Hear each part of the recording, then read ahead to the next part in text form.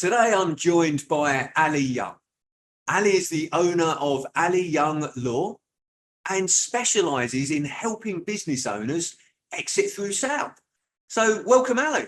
Hi, thank you for having me. No, it's great to have you on board. So, Aly, tell us a little bit more about your business. Cool.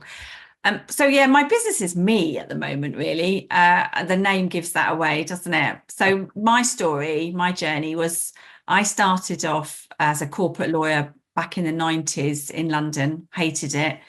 Ended up going to work inside businesses and loved it. So I got to work inside a couple of PLCs as their general counsel. And then 10 years ago, decided that I wanted to take that sort of expert knowledge of working in the bigger businesses and take it into helping smaller businesses and owner managers, employ the benefit of really good legal advice to help structure their businesses correctly and get all the boxes ticked and the compliance sorted so that they could make sure that whatever their business idea was, it had the best chance of success. So I was doing that for 10 or 11 years as a consultant. And then a couple of years ago decided, you know what, I think I'm ready to set up my actual own law firm, which I didn't think I'd be doing at the age of 50. But I went and got my own regulation, got my own insurance. And so 2.5 years ago, nearly now, I launched my very own law firm. And in the last 2.5 years, I've just gone from strength to strength, which is, partly due to the success of my clients. I was talking to someone the other day and we were debating whether the reason we're starting to feel the benefit of the fruit of our labours is because we're getting to a certain age. So the businesses that, I've been helping for the last few years, 10 or 12 years, they're all now arriving at a certain point in their life journey. And a lot of those owners are looking to retire. And some of them are lucky enough to get some really great offers to buy their business.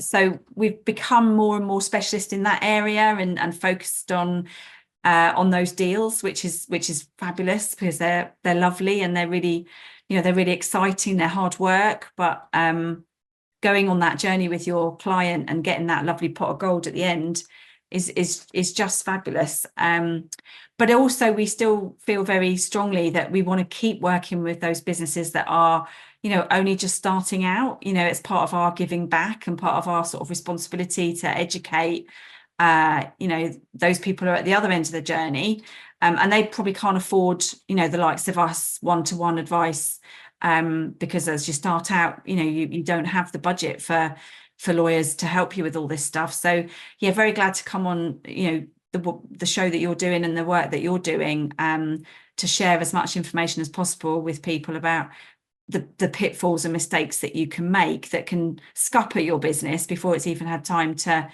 to really get going. So so that's what we're all about. We're all about obviously helping people at the end, with that great opportunity, but not forgetting, what it takes to get there, and trying to make sure that everybody, or as many people as possible, get the benefit of the help that we can give.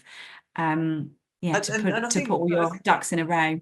Yeah, look, and that's great. And thank you for agreeing to sort of share sort of some of those things. And I think there's one thing that we can always say for certain is that at some stage we're all going to exit our business. It just one way or another. Yeah, exactly. In the same way as we're all going to exit the world. Yeah, absolutely. So it just depends on how we exit the business, whether that's through sale or passing it down to the next generation, or putting somebody into the business to run it for us. But yeah, we will all exit our business, or worst thing of all, the business just stopping when we do, which I think is a real tragedy when, when, like you say, it takes a long time to build up a business, a lot of time and effort, and for it just to stop seems a real shame. And a lot of people want to leave that legacy, don't they, Simon? That, we when we do what we do with passion and pride, we, like you say, it's sad if it goes, but B, it deprives future generations of the benefit of the wisdom, knowledge and experience that you do get along the way. So if there's a way of of passing that on, then it's great to do that. It's not possible sometimes. I mean, my business is very dependent at the moment, at least, on me and my sort of skills and negotiation tactics and all of that stuff that I can employ. And it's hard to convey that into someone else. It is hard to teach people and train people some of the softer skills, but I haven't totally given up on the idea of doing that yet. I feel like I have the opportunity to educate and bring on maybe lawyers that are going to find it difficult. It's still a very difficult profession to get into. And there's so many people, the competition is really high. So yeah, we are in Aly Young Law now looking at potential growth. Once we've got all our own ducks in a row, and we're our own worst enemy, you know, we don't always practice what we preach. So you know, we've got to get that bit. You got to lead by example first, haven't you? And we're still quite new. So although I've been a self-employed for 13, 14 years, I've only run my own law firm for 2.5. And I didn't realize how much of a transition it would be from being a consultant to actually running a law firm. So, you know, again, I've got a great deal of sympathy and empathy with people who are, you know, doing that thing where you take what you know and what you're really good at, and then rather than working for someone else, you decide you want to work for yourself. And it's a massive change to all sorts of different things. You're absolutely right. You know, we forget sometimes that actually, you know, we could be great plumbers, great electricians, but actually it's the other things in business as well, like the marketing, the sales, the finance, potentially. And that's where you come in. Well, yeah, that's what I help people with. But also, like, you know, what you said there as well in terms of, yeah, we don't always do the things that we know we need to do. And actually, you know, and I'm very open with this because I actually employ a business coach to coach me because, Definitely. you know, I also need that accountability challenge, all of those things that comes with it. But look, you mentioned when you were describing what you do, Aly, you sort of said about you know, some of the pitfalls or the mistakes that business owners make. So what would you say are some of those common pitfalls or mistakes that you've seen? So yeah, let me think of my top 3. So one thing that people often seem to forget is the difference between having a company with a particular name and a brand. And people wrongly assume that if you've been able to register a company name at Companies House, that therefore you have protected that name in relation to your business. And the reality is that that's not the case at all. So if you have a name in your business that's important to you, and you have desires to protect it, you must think about trademarking. So trademarking, I've just selling a business now. This business has been going for 25 years. It does have reputation and value in its brand and its name, and it hasn't registered its trademark. And that's one of the questions that the buyer has asked of us. And it's one of those sort of slightly embarrassing moments where you have to then go, oh, we haven't registered it.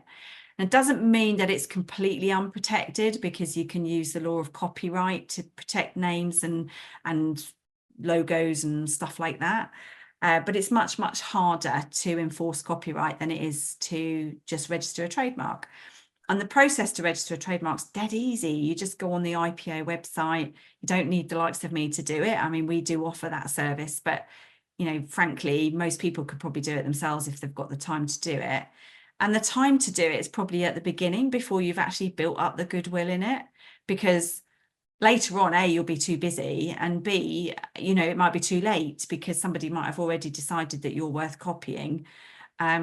And that's the point at which it gets really messy. So, and even small businesses, it's worth doing. So that a lot of my clients will say, or a lot of people I speak to will say, well, I'm only small. And I'm like, well, yeah, but so was Jo Malone. You know, Jo Malone had her little candles business from her kitchen table, and then she sold it for, you know, multiples of whatever. 20 years later. I don't know if Joan Malone had registered her name, but it became a brand and it became something that she was paid money for. So trademarking is one really simple thing that you can do to protect the goodwill that you're going to hopefully accrue in your business. So one thing, a pitfall that you've seen there is people not registering their brand. What you mentioned there, you're going to try and think of your top three. What would you say your other number two mistake well, is that you see? Number two is paperwork. And again, everybody hates paperwork. And I'm giving my current client as a great example. He's a great engineer, a technician. He's also great with his clients. They love him. Awful with paperwork. But unfortunately, the paperwork is it's the proof that you've got a nuts and bolts business. This all that other stuff is a little bit sort of in the ether. But if you can prove that you have good contracts, if you can prove that you've got the paperwork between you and your clients that show a robust arrangement, if you've got terms and conditions, that you've got all your policies and your procedures in place, your operating procedures, the things that, put that framework around the business so that it's not all reliant upon what's in your head. Because if someone's going to buy your business, the assumption is that you're going to leave. So if you leave taking all of that stuff with you in your brain, there's less value in that business. So get your paperwork right. And there's so many different forms of paperwork, it's too boring to go into in the detail. And the fact is, if you're bored by it, again, get someone to help you with that. So whether it's someone like me, or whether it's even just getting sort of office administrators and office managers in to help you be brilliant in the front of your business so that you can go out there and do the bit that you're really good at and the bit that you really love. Get someone else to follow behind you and document everything and dot all the I's and cross all the T's. So that's probably top tip number two. And then top tip number three is getting the numbers right. And that's not legal advice. We're getting into financial now. And again, having robust financial control and procedures within your business, understanding, where you can make more money. At the end of the day, there's only two ways to make more money. One is to create more money and the other is to reduce your cost. So if you don't understand your numbers and you don't know, the difference between turnover and profit, and, can't get a handle on cash flow, which is, really important to a business value, then again, get help with that. Accountants are great, but accountants, with all due respect, usually end up looking historically at your business, when actually what you need is to be on your numbers every day, really. And even a small business needs that. In fact, it's almost more important with a small business because you've got less to play with. So, 1 month where you haven't got your invoicing done, or you haven't got your money in, your debt's collected, and you've suddenly got a massive VAT bill, that can finish you off. When actually you could have an underlying really good business, you just haven't got good financial management. So probably an area you also cover, Simon.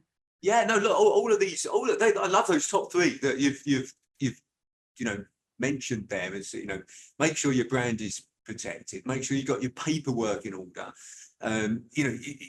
You're absolutely right. It's amazing how many businesses are run from information that's in people's heads rather than written down or on computer systems or processes. And focus on. And even if you're not going to sell your business, you've always, I'm a bit of maybe I come across very maudlin, but we talked about at the beginning, you're going to exit this earth at some point in time. If you exit before you're ready, because something awful happened to you, what happens to your family? What happens to your employees? What happens to your clients? If you don't take the time to distill, the way you're running your business, the things that matter, your values, your processes, what your client journey is, what it is that you do for them and why it brings value. If you don't have all that in a way that's easy to understand and communicate with other people, you could be wiped out. And what a shame that would be for your loved ones if you leave without having fully capitalized on all your hard work. And it's a valuable asset. So Aly, how far in advance should a business owner start planning their exit strategy? Well, I'm going to say something I'm going to give two answers to that. So the slightly provocative answer is you should know your exit plan when you start. That's my provocative answer. Yeah. I've not really lived by this, by the way. Someone said that to me recently and I was like, oh, you could have told me that 10 years ago. But actually I wish I'd had more forethought and foresight as to what I wanted out of my business experience and what my end goal was. And I don't think it's too early to ever think about that. And it may not be sale, it may be something else. It may be you're just going to do 20 years and then you're going to slowly, disappear, or you're going to find someone to MBO, management buyout your business, all of these things. But as a minimum, if you get to that point, so if you haven't done that, you haven't gone to the beginning and thought, okay, I'm going to do this. If you get to the point where you're going, now I am thinking that I am saleable, how far in advance? Well, obviously the first thing you've got to do is find a buyer. And some people would argue, well, until you find that buyer, is it worth getting all your ducks in a row? And I would say it's a bit chicken and egg, obviously. I mean, my view is if you wait until that buyer knocks on your door, you're going to be up against it because they will have a deadline and a timetable. Most people want certain things done by certain times. So they're not going to just knock on your door and say, I'd like to buy your business. Let me know when you've got it all sorted and I'll be back in 6 months or 12 months when you're ready. They're not going to do that. They'll just say, this is the deadline we want it done by, usually. And particularly if you're being bought out by investors, because they'll have a pot of money. And if you don't get your business sold to them, they'll go off and buy someone else. So my view is if you're thinking along those lines and you think you're saleable, get somebody, whether it's the likes of you, your accountant, or a lawyer, to come in and do an audit on your business, do a gap analysis where we go, have you got your trademarks? What policies and procedures have you got in place? What are your operating principles? What is your contract with your customers, about your suppliers, all of that? Has your financial stuff all been up to date? Is your tax all right? Are your company's house registers all properly maintained? That process can take about 3 months, 3 to 6 months, to just go through all of those tick boxes and put in place anything that's missing. So yeah, probably 6 months, 6 to 12 months before you think you might be selling. I would love people to come and do that sort of checklist. But the reality is many people won't. So we can manage to get you through a sale process, even if you rock up without some of the stuff you need. We're very good at that. We're very good at working long hours, late into the night, remedying all of these things that really need to be put in place before that sale contract is signed. But it will put the price up, and it runs the risk of you delaying things and getting your buyer upset, or your buyer finding out, if you're just suddenly registering your trademarks after 25 years. So I guess if you're looking to sell, as you mentioned there, you've got a number of stages to go through. You've got getting your house in order, making sure everything's ready. Then you've got, as you mentioned, finding sort of people, and actually finding enough people, so you've got a bit of competitive tension, maybe finding the right people. And then you've got their due diligence process that they're going to be going through everything. So actually, yeah, it is quite some time, isn't it, when you think about it? And I guess each one of those process. And if you think how long it takes to sell houses, and houses are a little bit more straightforward than businesses. You can have houses that are all pretty much alike, built on a road. There's all sort of bit of uniformity. There's no such thing as a uniform business. Every single business that I've ever worked with is very different. Even businesses in the same sector, are constructed differently. So it's difficult to anticipate how it's all going to go, but there will be detailed inquiries into your business. If you're not able to answer those questions, that will delay things, and it will put a little bit of risk into the process, which you could avoid if you had everything, or at least not everything. I mean, you won't ever anticipate every question that a buyer's going to ask you, but at least if you can answer the standard stuff that they are definitely going to ask you, it gives you more confidence then to answer anything extra that comes up. So with that in mind, what are the key qualities of a successful exit strategy, Aly? Well, just clarity, really, I think, of where you're where you're headed and what type of exit you're looking for, because it will, if depending on how you want to exit, you make different decisions. So if you're thinking of just selling it to the highest bidder, you're going to spend more time on getting your numbers where they need to be, and you'll be looking for a different type of buyer than you would if you are maybe thinking, I want to bring up someone else within my business. So you would be recruiting for that earlier on. So if your thought process is, I might like to, mine is going along this lines, start to do slightly less in 5 years, I need to be thinking now about the sort of person that I could bring into my business to coach them, educate them, train them, so that they could maybe become a part owner in the business in 5 years' time. And you've got to find the right person, because not everybody wants to be an owner. Some people just want to come and be an employee. So successful exit is all about really understanding what you want, how you want to leave, and then modeling that path with the right support and guidance, and getting those experts in, getting you in, getting your accountant to understand what your exit plan is, sharing that in your network, because you'd be amazed. And people always say to me, how do I find a buyer? And there's no real one answer to that. It's unusual for you to be sat there and someone knock on your door and offer to buy your business. That's very unusual. You can use business brokers, and some are very good and some are not so good, a bit like estate agents. They'll want money up front usually, and no guarantees.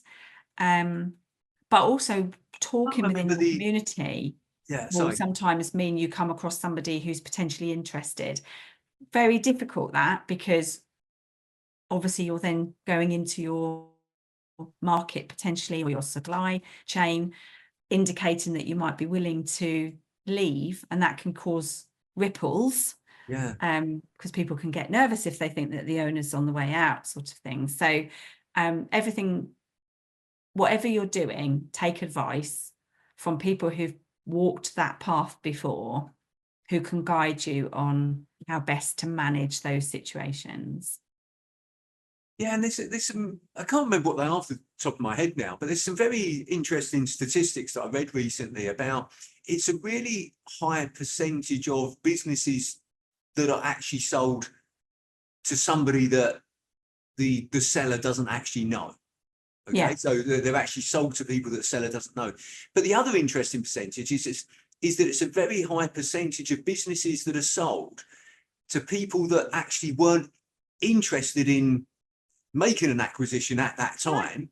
It's just that opportunity came along and they thought, well, actually that fits quite well. So yeah, so it's quite interesting what you say there. You just don't know who would come along. But no. Have you noticed any particular trends in the types of businesses being sold recently, or how the market has changed for businesses for sale? Yeah, I mean, I'm lucky in that I don't have to do that many each year to achieve what I need to achieve. So I wouldn't say that we're a firm that has a large volume, such that we could spot a trend. What I spotted during COVID, which led us down this path, was COVID and the pandemic sort of brought forward some people's exit plans. So that was a trend that was happening maybe 2, 3, 4 years, and that there's still a little bit of that.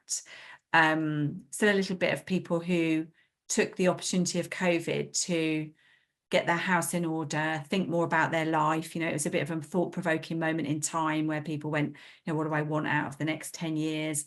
So some owner managers have looked to exit early, I think, to go a bit sooner than they might have done.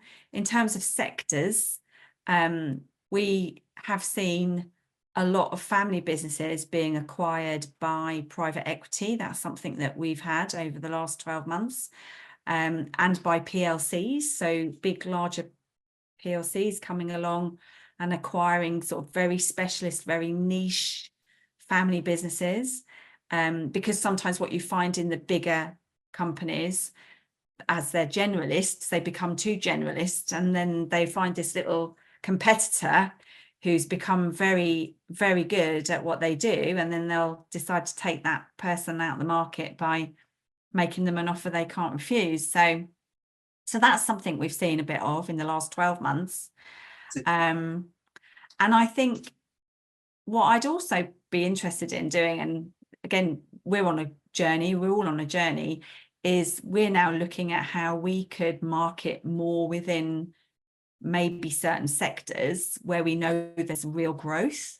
So there are ways of analysing that, not through, lawyers aren't very good at that, but, going to sort of IFAs, people in the financial services sector who know what the trends are there in terms of investment and investment areas. And obvious one is artificial intelligence. Even my own IFA is saying, that's still a really good area. Life sciences is from the pandemic and research and all of that. That's another emerging market. And then, the wider world, I sort of get slightly overwhelming when I look too far afield. But it does, doesn't it? Yeah, particularly. I don't know. That maybe doesn't completely answer that question, but I think it's sort of just keep your ear to the ground. I mean, talk to people, find out what other people are experiencing in the same, people that are offering the similar services to the same people that you're offering services to will often be able to give some insight into what they see happening in that market. Great advice there. And thank you. Yeah. And what's the one piece of advice that you'd give to a business owner considering selling their business in the next few years? What's the one thing that you plan? Don't just wing it. I mean, most of my people do just wing it, and I suppose it's fine, it gets there, but the stress they go through in the process, because they haven't thought ahead and they haven't visualized some of the things that come up. So, one thing that I always say to people when they come to see me is, what you can do afterwards. And they're like, why are you asking me that? And I'm like, because you're about to do something that's big. You're about to give away your baby that you've spent the last however many years building. And I've seen it so many times. We close a deal, the champagne is opened, the money goes in the account, and about a week later they message me and they go, I don't know what to do with my day. I don't know what to do with myself. And I feel a bit depressed. And I'm like, you can't feel depressed. You've got £2.7 million in your bank account. But money doesn't take that away, because there's emotion involved in this process.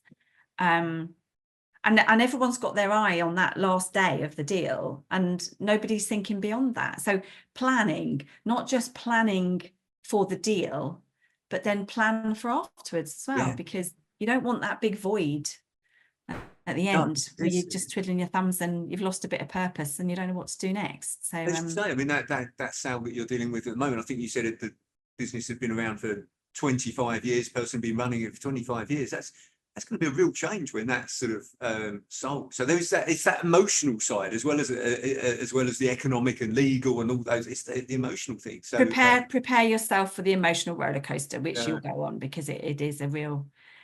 It's a real journey. It's very exciting. And what's weird is they end up getting sick of the sight of me, because we'll talk every day, and in that last week we'll be talking late at night, early in the morning, as last minute things come out of the woodwork. And then they get to the end and I go, there's your money, see you later. And I go on to my next one. And then they go, I miss talking to you. Well, you can still talk to me. That's fine. You just don't have to pay for it anymore. So.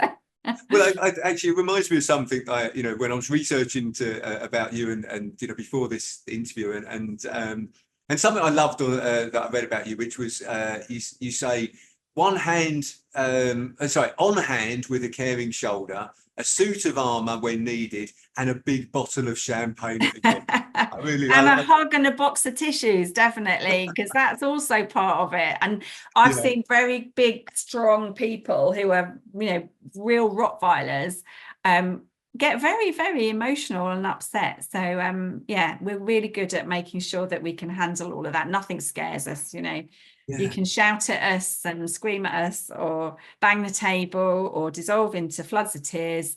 We've seen it all, and we know how to support you. That's what we really excel at. I think the technical side of what we do should pretty much be the same, whatever law firm you work with.